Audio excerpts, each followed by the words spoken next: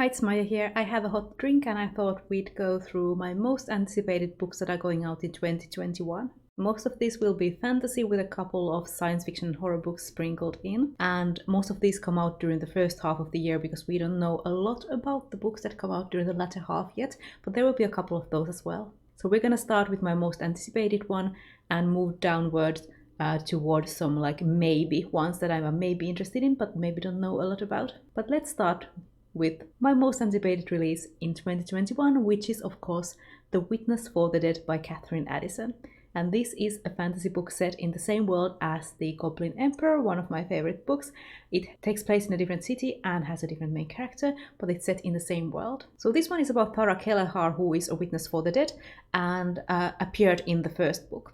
I'm going to read you a bit of the description. Now Tara lives far from the court, serving the common people, communicating with the dead. But his decency and fundamental honesty will not permit him to live quietly. Kelleher will follow the truth wherever it leads him, no matter who may be implicated in murder, fraud, or ancient injustices. I love the Goblin Emperor, like I said, so I'm really looking forward to this one. I hope that Kelleher will be as magnificent, as lovable, as fantastic a main character as Maya was. And with this one, I'm looking forward to great character work and all the feels, so I hope it delivers, and it comes out in June. My next most anticipated book is Nettle and Bone by T. Kingfisher, and this is a book that we don't know a lot about yet, but T. Kingfisher is one of my favorite authors, so I'm looking forward to it.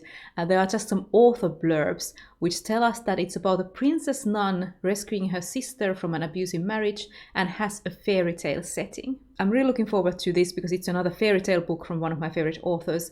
This one is the first traditionally published one out of her fairy tale fair. I've read all of her self-published fairy tale books, but Kingfisher has only traditionally published horror before. So I'm left wondering if this one maybe has like a darker tone to it, or if it will be like more witty and fun. With Kingfisher, I was looking forward to more no-nonsense main characters and delightfully witty prose, and this one comes out in September. Next on the list I have The Mask of Mirrors by M.A. Carrick, and this is marketed as a dazzling fantasy adventure, and it's the first book in the Rook and Rose trilogy.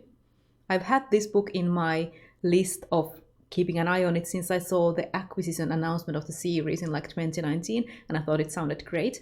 It is actually written by a writer duo who are Mary Brennan and Alec Helms.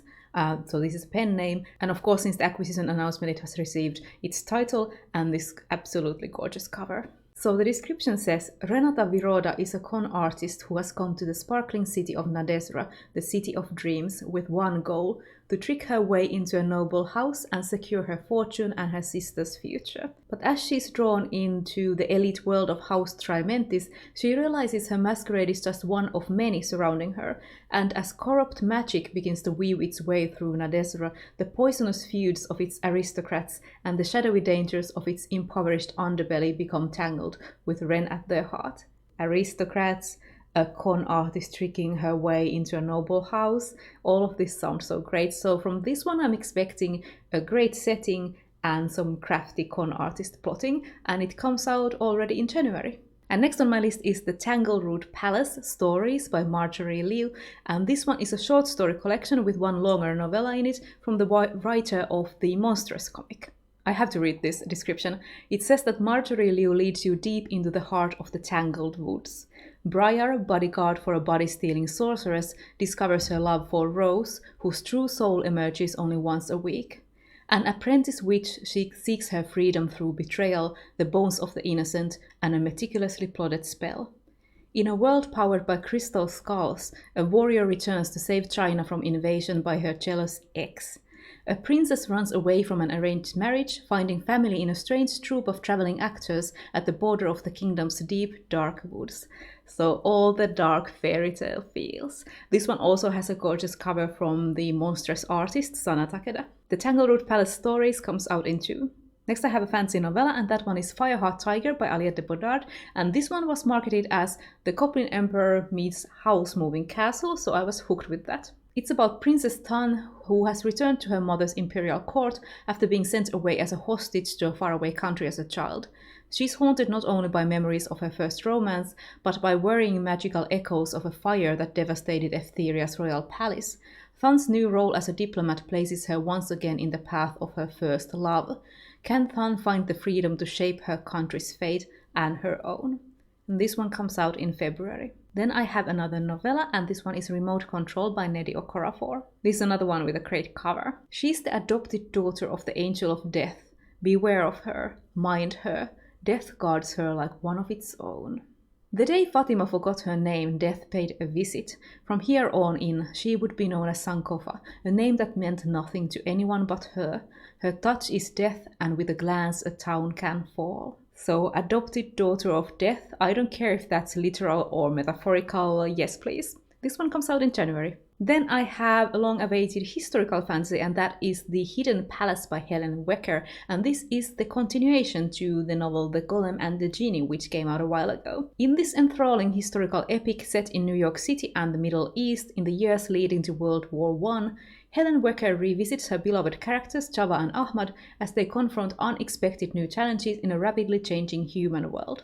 So Chava is a golem and Ahmad is a genie.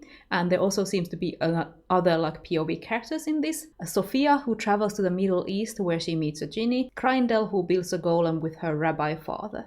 So it seems Ahmad and Chava will meet others of their kind in this one, which will be interesting. The Golem and the Genie was a very lovely historical fantasy, and I'm looking forward to reading more, and this one comes out in June. Then I have All the Murmuring Bones by A.G. Slater, which is a gothic fairy tale from Angela Slater. It says that long ago, Miran O'Malley's family prospered due to a deal struck with the mayor, safety for their ships in return for a child of each generation. But for many years the family have been unable to keep their side of the bargain and have fallen into decline. Miran's grandmother is determined to restore their glory, even at the price of Miran's freedom. It says to be a spellbinding tale of dark family secrets, magic and witches, and creatures of myth and the sea, of strong women and the men who seek to control them.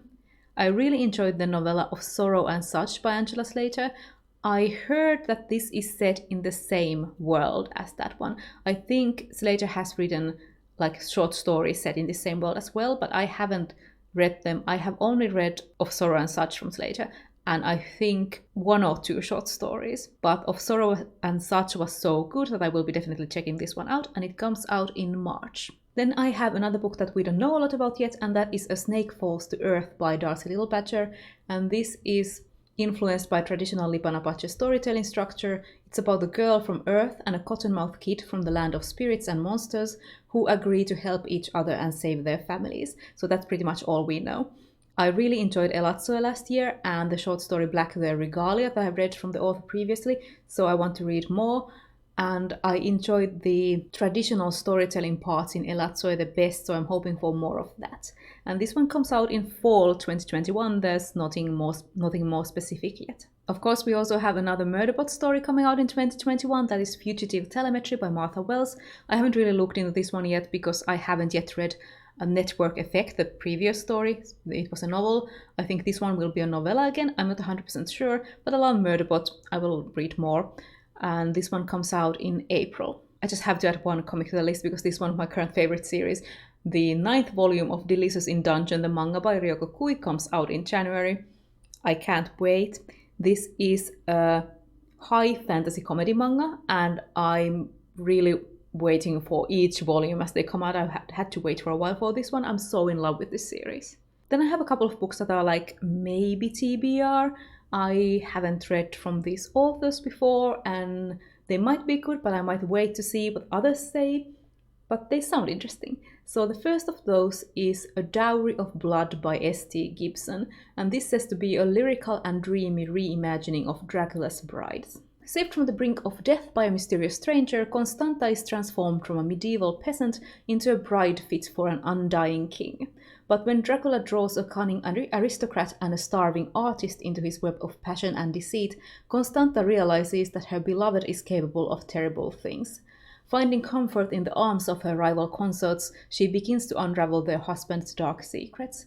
So, Dracula's Brides sounds interesting, a completely new author to me, so I don't really know what to expect, but the description sounds like gothic deliciousness, and I could always do with more vampire books.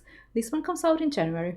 Then there's The Counselor by H.E. Beaton, which says to be a Machiavellian fantasy. It follows the scholar's quest to choose the next ruler of her kingdom amidst lies, conspiracy, and assassination. So since this is set in a court, it's immediately interesting to me. So when the death of the queen fractures the realm, Lysander Prior, the palace scholar and the queen's closest friend, is appointed counselor. Publicly, Lysander must choose the next monarch from amongst the city rulers vying for the throne.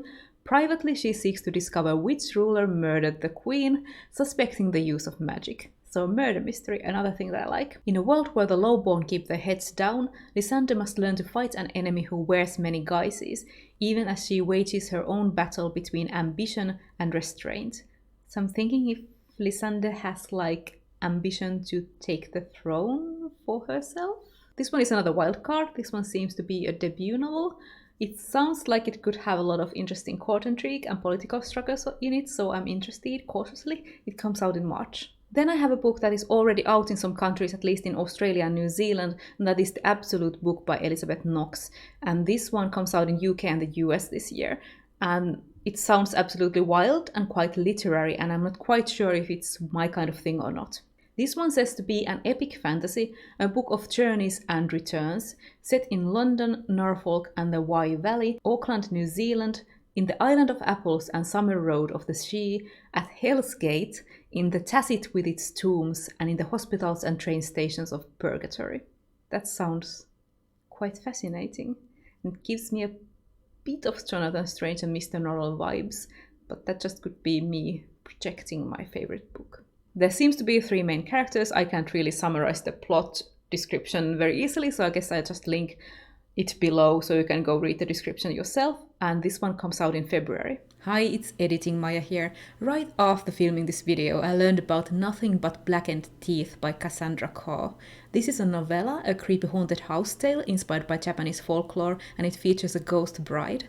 The description says, a Heian-era mansion stands abandoned, its foundations resting on the bones of a bride, and its walls packed with the remains of the girl's sacrifice to keep her company.